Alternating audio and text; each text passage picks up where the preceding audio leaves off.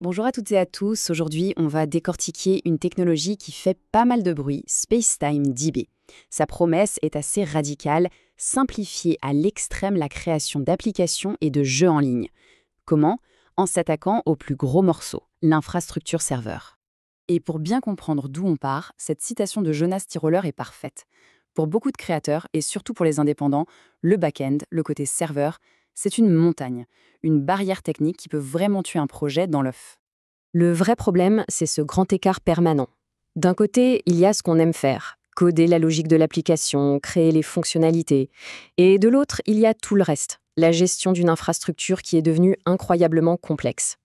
Et quand on dit complexe, voilà à quoi ça ressemble. La réalité du cloud aujourd'hui, c'est ça. C'est un immense puzzle de services. Il faut provisionner des serveurs, configurer des bases de données, orchestrer des conteneurs, gérer les noms de domaine. Bref, c'est un travail à plein temps qui peut vite devenir un cauchemar. Cette phrase résume tellement bien le sentiment.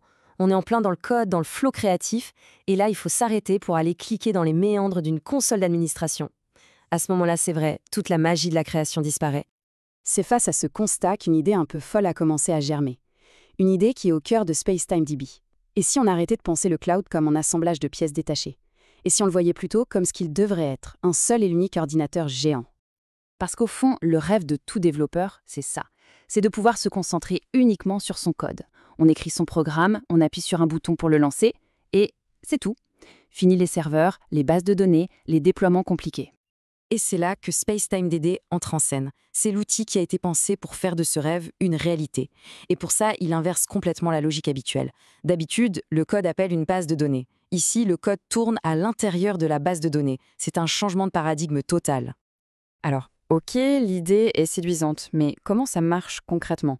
Ce qui est fascinant, c'est que la technologie derrière tout ça repose sur une théorie qui date des années 70, mais qui, avec le matériel d'aujourd'hui, se révèle d'une efficacité redoutable.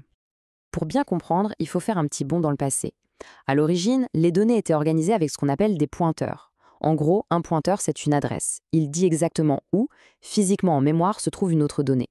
Le problème, c'est que ça lie très fortement la structure des données à leur emplacement physique. Et puis, un informaticien du nom d'Edgar Code a eu une idée de génie, le modèle relationnel. L'idée, c'est qu'on ne référence plus les données par leur adresse physique, mais par un identifiant unique, un ID. Et cet ID, il est complètement indépendant de l'endroit où la donnée est stockée. C'est ce qu'on appelle l'indépendance physique. Et ça change tout. Alors pourquoi c'est si important? Pour la performance. On pourrait croire que suivre un pointeur direct est plus rapide. Mais sur les processeurs modernes, c'est l'inverse. Les pointeurs forcent le CPU à sauter d'un bout à l'autre de la mémoire, ce qui est très lent et invalide son cache. Le modèle relationnel, lui, permet d'organiser les données en colonnes, bien alignées dans des tableaux. Et ça, les processeurs adorent, car ils peuvent traiter les informations en séquence à toute vitesse. Et le résultat de cette approche, c'est un processus de développement d'une simplicité bluffante. En gros, ça se résume à 3 étapes. D'abord, on définit ses tables, sa structure de données. Ensuite, on écrit la logique, ce qu'on appelle les reducers. Et enfin, une seule ligne de commande et l'application est en ligne. C'est tout. Pour se lancer, il y a juste 3 concepts clés à retenir. Le module, c'est votre application tout entière. La structure et la logique, tout est au même endroit. Le reducer, c'est la seule porte d'entrée pour modifier une donnée. Ce sont des fonctions sécurisées qui garantissent la cohérence. Et enfin, la subscription, ou l'abonnement. Le client dit « je veux voir ces données » et SpaceTimeDB lui envoie les mises à jour en temps réel automatiquement. Bon, c'est bien beau sur le papier, mais dans la pratique, qu'est-ce qu'on peut vraiment construire avec? Regardons un peu les cas d'usage idéaux, mais aussi, en toute transparence, les limites actuelles de la technologie. SpaceTimeDB est vraiment dans son élément pour tout ce qui touche au temps réel et à l'état partagé. Évidemment, on pense aux applications de chat comme Discord, aux outils collaboratifs comme Figma où tout le monde voit les mêmes modifications, mais aussi aux réseaux sociaux, aux classements en direct et bien sûr au Graal, les jeux massivement multijoueurs.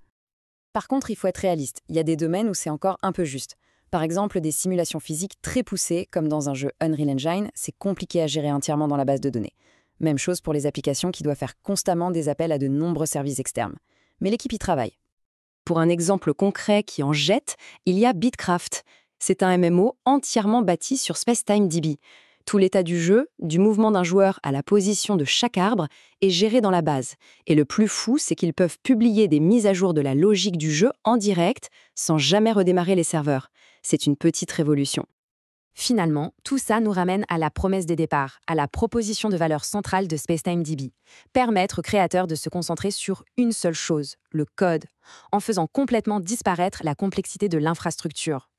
Et on boucle la boucle avec cette vision à la fois si simple et si puissante qui est le moteur du projet. Le cloud n'est plus un puzzle de 200 services, c'est juste un grand ordinateur. On prend son programme, on le lance dessus et c'est fini. Et ça nous laisse avec une question assez vertigineuse. Si on enlevait complètement cette barrière de l'infrastructure, si on pouvait créer sans jamais plus se soucier des serveurs, des bases de données, quelles nouvelles applications, quelles expériences incroyables pourrait-on inventer? La question reste ouverte.